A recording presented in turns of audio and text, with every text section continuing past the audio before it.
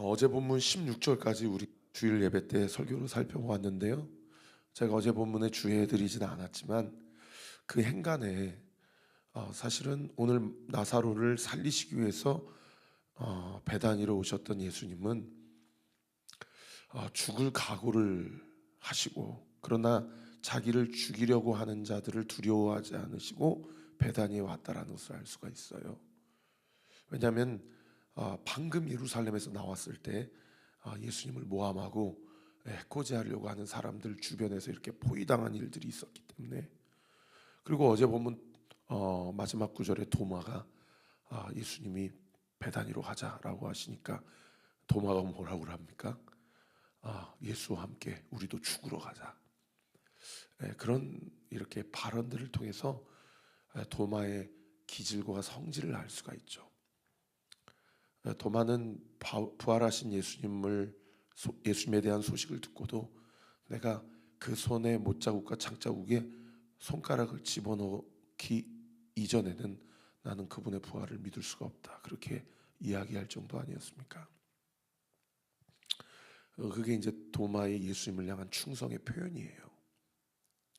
여러분, 오늘도요 이 마르다라는 사람, 그리고 이 예수님의 대화를 통해서 마리아의 기질을 알 수가 있고요, 또 그럼에도 불구하고 예수님을 향한 마리아의 믿음을 우리가 엿볼 수 있는 본문이 오늘 본문에 자세히 기록이 되어 있습니다.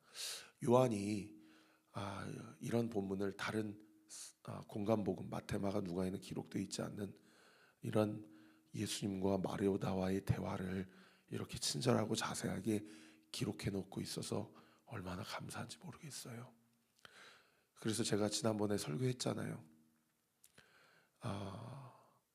다윗이 내가 아니고 다윗 옆에서 벌벌 떨고 있는 엘리압과 또 이스라엘 군대들이 납니다. 욥이 내가 아니고 엘리바스나 소발이나 빌닷이 곧 나입니다. 여러분, 이렇게 예수 그리스도 중심적으로 성경을 해석하는 것이 가장 건강한 성경 해석 방법입니다. 오늘 본문도 이렇게 묵상해 보시면요, 여러분 마르다를 나라고 생각해 보세요. 그러면 본문이 읽혀요. 그리고 정말 내가 사랑하는 그 사람이 죽었을 때, 그런데 예수님이 그분을 살리시겠다고 왔을 때 내 믿음의 현 주소가 어디인지를 적나라하게 진단해 줄 수 있는 본문. 사실은 마르다는 어느 누구도 아니고요, 오늘 이 성경을 읽고 있는 저와 우리 모든 성도들이다라는 것입니다. 여러분, 오늘 본문 17절에 보시면요, 예수께서 와서 보시니 나사로가 무덤에 있은지 이미 나으리다 라고 기록되고 있어요. 어제 본문에 예수님이 그 이전에 있었던 장소에서 일부러 고의적으로 또 의도적으로 이틀이나 더 머무셨죠. 예수님께서 무엇을 기다리고 있었다라는 것을 알 수가 있습니까? 나사로가 죽었고, 이미 사실 죽었지만 시체의 부패가 진행되고 있는 그 3일을 다 시간을 일부러 보내고 나서 베다니에 당도했다라는 것을 우리가 알 수 있어요. 제가 문헌을 찾아보니까 고대인들, 특별히 근동 지방에 있는 이스라엘 백성들, 또 이 팔레스타인 지역에 사는 사람들은 운명을 해도 3일 동안은 영원히 그 육신에 머물 수 있다라고 믿었다고 하더라고요. 그러니까 오늘날 우리도 3일장을 하지 않습니까? 그리고 고대인들은 7일장을 했는데 3일 안에 다시 일어나면 예수님이 부활의 능력이 있어서 일어난 게 아니고 얼마든지 이런 일들은 일어날 수 있는 일로 여겨질 수 있기 때문에 그 소망까지도 완전히 끊어내고자 예수님이 고의적으로 의도적으로 그렇게 마리아가 마르다가 빨리 지금 와달라고 정말 눈물을 흘리면서 간청을 해도 애써 그 간청을 외면하시고 나사로의 죽음이 완벽하게 주변 사람들에게 인정이 되는 순간까지 나사로의 집안을 찾지 않으셨다는 것을 알 수가 있죠. 여러분, 이것은 우리에게 어떤 것을 교훈해 줍니까? 우리가 하나님의 부활의 능력과 하나님의 소생케 하시는 능력을 온전히 믿기 위해서는요, 때로는 하나님이 우리를 절망적인 상황으로 이끄시는 것뿐만 아니라 완전히 포기의 상태로 우리를 이끄시는 경우가 있다라는 것입니다. 나사로가 완전히 죽어야만 예수님께서 나사로를 부활시켜 주셨다는 것을 온전히 믿게 되는 그런 놀라운 믿음의 역전이 이 마리아와 마르다에게, 그리고 나사로를 살리신 것을 보았던 모든 유대인들에게 믿게 하시는 그런 일들이 있게 된다라는 거죠. 그래서 가장 지혜로운 성도들은 어떤 성도예요?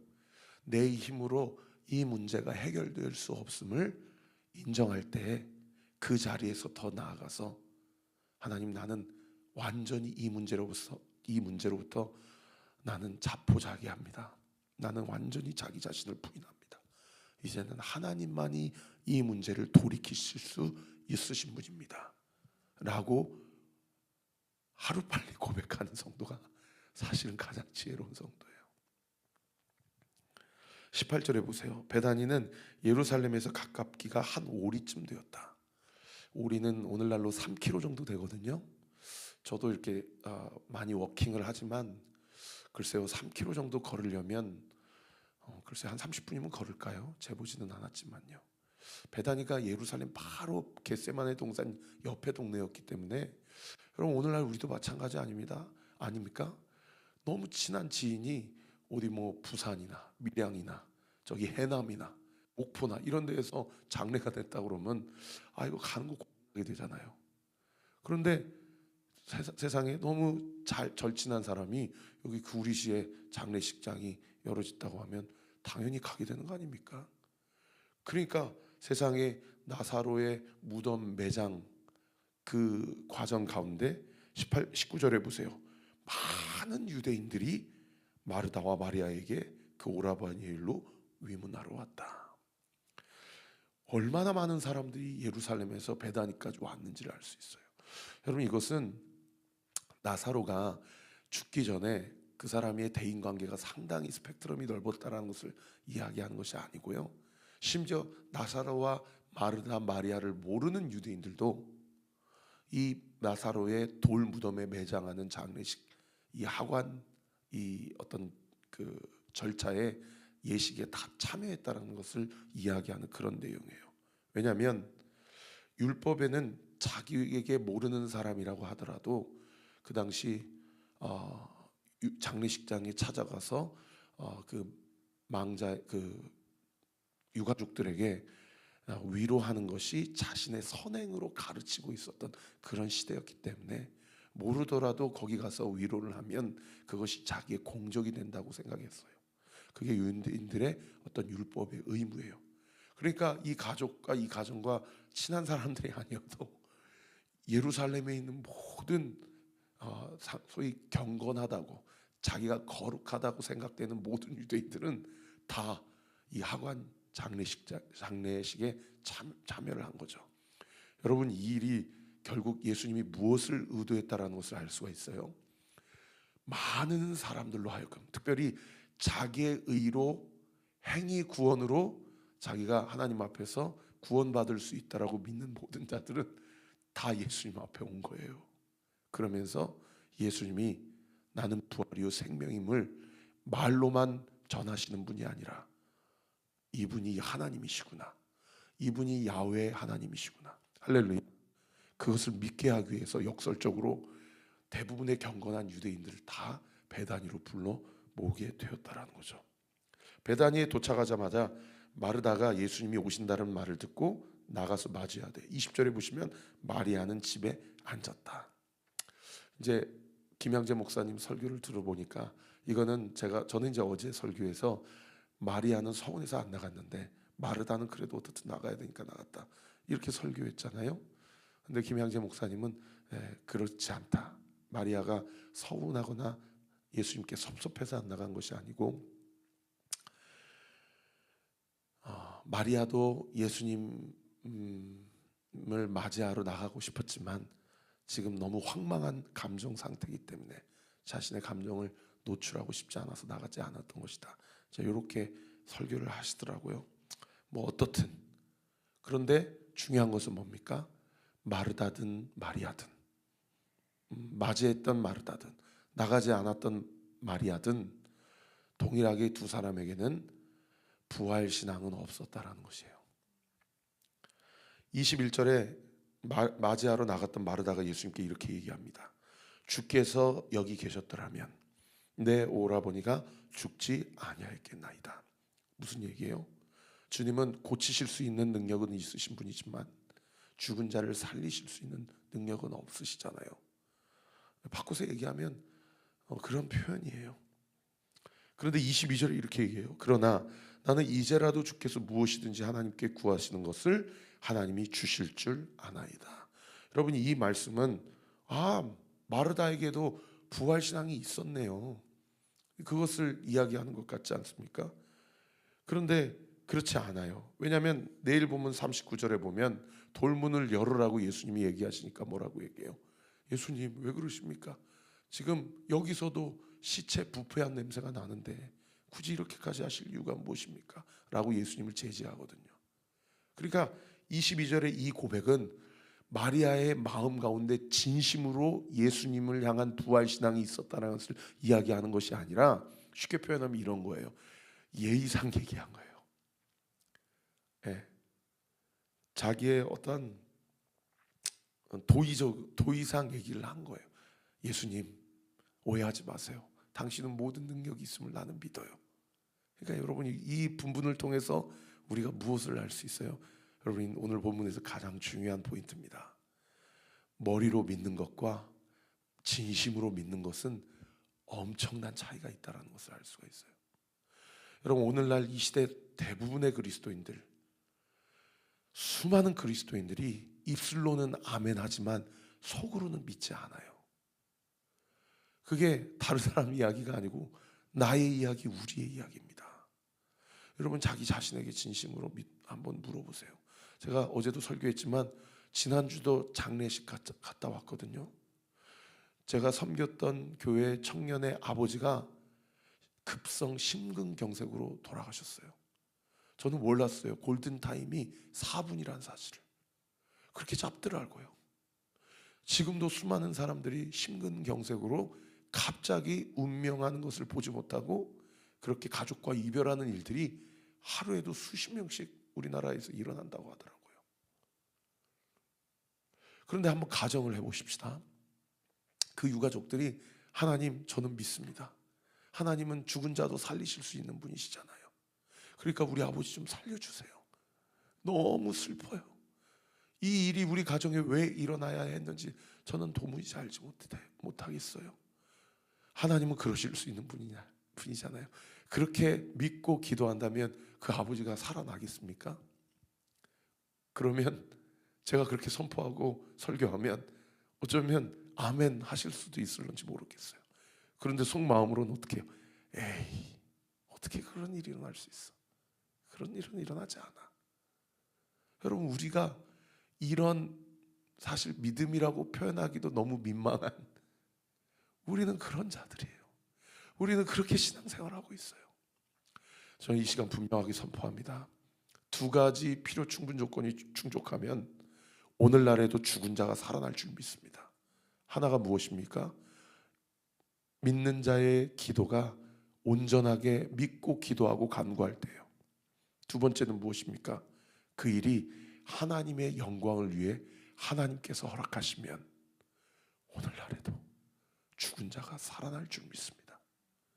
여러분, 우리가 속지 말아야 될 것이 무엇이냐면요, 저도 어제 설교할 때 뭐라고 설교했냐면 오늘날에도 죽은 자가 살아날 수 있습니다라고 설교하면 내가 책임지지 못할 말을 설교하는 거 아닌가라고 하면서 제 마음에 두려움이 들어와요. 제가 그렇게 믿음 없는 목사예요. 그러면서 제가 뭐라고 얘기했냐면 어저께 오늘 본문에 뭐라고 얘기해요? 25절 보세요. 나는 부활이요 생명이니 나를 믿는 자는 죽어도 살겠고. 이 부분을 설교하면서 제 마음에 어떨 때 안정감이 확 들어오냐면 그 사람이 죽어도 주님 다시 오시면 그 모든 죽은 육체의 시신들, 심지어 화장했더라도 예수님께서 다 부활시키실 줄 믿습니다. 이렇게 선포하니까 성도님들도 아멘하고 저도 마음 가운데 뭔가 이전에 설교했던 표현보다는 뭔가 안정감이 있고, 이렇게 제가 믿음 없는 목사인 거예요. 여러분, 우리의 믿음을 다시 한번 점검해 봐야 돼요. 내 믿음의 현 주소가 어디인지. 그리고 이 아침에 여러분 주님 앞에 기도해야 돼요. 뭐 달라고 기도하셔야 돼요? 믿음 달라고 기도하셔야 돼요. 믿고 싶습니다, 주님. 내 의지나 내 이성이나 내 도덕이나 내 윤리나 내 성향이나 내 성질로 믿는 믿음이 아니라 내 인생의 주인이신, 할렐루야, 어제 우리 찬양했잖아요. 나의 삶 주의 것, 내 모든 삶 주의 것입니다. 우리 찬양했잖아요. 입술의 믿음이 아니라 마음의 믿음, 영의 믿음으로 우리가 믿고 신앙생활 할 수 있도록 하나님 나에게 믿음을 달라고. 그리고 뭐 회개해야 돼요? 내 믿음 없음을 회개해야 돼요. 하나님, 내가 이렇게 믿음이 없습니다. 나를 용서해 주세요. 그리고 이미 주께서 내 이름 석자를 생명책에 기록하시고, 내가 믿고 싶어서 주님 믿는 것이 아니라 주께서 나를 지명하여 부르셔서 예수 그리스도의 십자가의 공로와 은혜로 나를 자녀 삼아 주셨음을 나는 확실히 믿으니 이왕 믿는 거 아버지 하나님 제대로 믿게 해주세요. 할렐루야. 여러분, 그렇게 기도하세요. 이 시대에도 저는 분명히 선포합니다. 우리가 진정으로 믿고 기도하고 그 일이 하나님의 영광을 위해서 주께서 작정하신 일이면 죽은 자가 살아납니다. 왜요? 우리의 믿음을 위해서. 왜요? 하나님의 영광을 위해서. 이 새벽에 믿음 달라고 기도하시기 바랍니다. 우리의 믿음 없음을 회복해 하십시다. 그럴 때에요, 23절에 예수님이 마르다에게 뭐라고 얘기해요? 네 오라비가 다시 살아나리라. 예수님이 마르다에게 하신 첫 마디예요. 네 오라비가 다시 살아나리라. 여러분, 이거 진리 아닙니까? 예수님이 말씀하신 거니까 진리잖아요. 그런데 마르다가 뭐라고 얘기해요? 24절에 마지막 날 부활 때에는 다시 살아날 줄 내가 아나이다. 마르다의 현 주소, 믿음의 현 주소. 여러분, 이거 마르다의 이야기입니까? 여러분, 저의 이야기, 우리의 이야기예요. 나의 믿음의 현 주소가 이래요.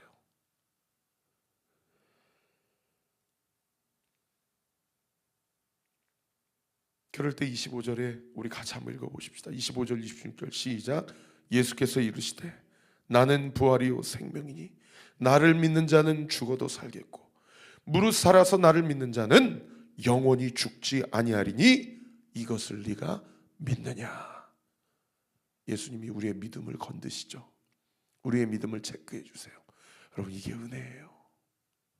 예수님이 우리의 믿음을 건드려 주시고 예수님이 우리의 믿음을 체크해 주시는 것, 오늘 이 새벽에 이 설교를 들으시는 것, 여러분, 이거 은혜예요. 여러분, 절망에, 그리고 완전히 자포자기에, 자기 포기의 상황까지 이르는 상황에 지금 다다라 계십니까? 여러분, 오늘 설교, 오늘 이 말씀 들으시고 여러분 믿음 없음을 회개하세요. 그리고 믿음 달라고 기도하세요. 나는 부활이요 생명이니 나를 믿는 자는 죽어도 살겠고 무릇 살아서 나를 믿는 자는. 여러분, 우리 이야기 아닙니까? 우리 살고 있으면서 주님을 믿고 있잖아요. 영원히 죽지 아니하리라. 할렐루야. 여러분, 우리의 몸뚱아리만 살아있는 것이 아니라 우리 주님께서 우리의 내면과 마음, 우리의 영의 중심에 좌정하고 계시기에, 할렐루야, 우리의 영이 살아있음을 믿으시기를 예수님의 이름으로 축원합니다. 그리고 오늘 만나는 모든 분들에게, 특별히 영적으로 봤을 때 죽어있는 영혼들에게 이 은혜와 이 말씀을 선포하세요. 당신도 예수 믿으면 살아납니다. 할렐루야. 그리고 여러분의 삶의 모든 영역 가운데 죽어있는 영역, 절망의 영역, 낙심의 영역, 두려움의 영역 가운데 선포하세요. 예수의 이름으로 명하노니 살아날지어다, 살아날지어다, 살아날지어다. 여러분, 그렇게 선포할 때요, 살아나는 역사가 우리의 믿음을 위하여, 하나님의 영광을 위하여 지금 이 시대에도 그러한 역사 우리의 삶을 통해서 일어나게 하실 줄 믿으시기를 우리 구주 예수 그리스도 이름으로 축원합니다. 기도하겠습니다. 아버지 하나님, 감사합니다. 하나님의 부활의 능력을 보기 위해선 역설적으로 완전히 죽어져야 되는 것을 오늘 이 아침에 깨닫게 해주심에 감사합니다. 아버지 하나님, 머리로 믿는 것, 말로 고백하는 것과 마음과 믿음으로, 신앙으로, 진정으로 믿는 것은 얼마나 많은 간격이 있는지를 다시 한번 깨닫게 해주심에 감사하고, 아버지 하나님, 우리 자신의 체면이나 어떤 도덕이나 윤리나 신념으로 믿는 신앙이 아니라 주님 진실로 간구합니다. 주님, 저에게, 주님, 오늘 이 시간 새벽 예배 드리는 모든 성도들에게 아버지, 우리의 믿음 없음을 용서하시고 내 생각, 내 의지로 믿어지는, 믿고 싶어하는 그 정도의 저급한 수준이 아니라 지금 이 순간 성령께서 우리의 마음 가운데 좌정하시고, 아니 이미 내면에 내주하고 계시는 성령 하나님이 우리 가운데 믿음 위에 믿음을 더하여 주옵소서. 아버지 하나님, 절망의 현장, 두려움과 막막함의 그 모든 영역 가운데 주께서 무릇 살아서 나를 믿는 자는 영원히 죽지 아니한다, 주님이 하신 이 진리의 선포와 말씀이 그 영역 가운데 이미 선포되었음을 믿게 하시고, 또 실제로 믿음을 가지고 선포하게 하셔서 내 인생 가운데 모든 두려움과 절망과 또 죽음과 모든 끊어짐이 예수의 이름으로 다 걷어지게 하여 주옵시고, 소생케 되어지고 살아나고 온전히 일어나는 역사가 있도록 주께서 우리의 믿음을 붙잡아 주옵소서. 우리에게 믿음을 더하여 주옵소서. 이 시간 예수의 이름으로 명하노니 우리 사랑하는 성도들의 모든 삶의 영역 가운데 절망과 온전히 끊어짐의 영역들 예수의 이름으로 명하노니 소망이 부어지게 될지어다. 소망이 들어가게 될지어다. 부활의 능력이 온전히 일어나게 될지어다. 아버지 하나님, 오늘도 이 말씀 붙잡고 우리 자신에게 대하여 선포할 뿐만 아니라 우리 자녀들에게, 우리 가정에 대해, 부모님에게, 내가 만나는 모든 자들에게 예수 부활의 능력을 온전히 선포함으로 하나님의 능력을 똑똑히 목도하는 저와 우리 모든 성도들 되게 하여 주옵소서. 감사드리고 예수 그리스도 이름으로 기도합니다. 아멘. 지금은 우리 구주 예수 그리스도의 은혜와 하나님의 사랑과 성령 하나님의 위로 교통 충만하심이 부활의 능력을 온전히 믿기로 결단하고 부활의 능력의 놀라운 기적의 표적의 상황과 그 모든 결과를 눈으로 똑똑히 목도하기로 사모하게, 우리 사랑하는 온리교회 모든 성도들 머리머리 위에, 우리 교회를 위해 기도해 주신 모든 믿음의 동역자들 위에 지금부터 영원토록 함께 하시기를 간절히 축원하옵나이다. 아멘.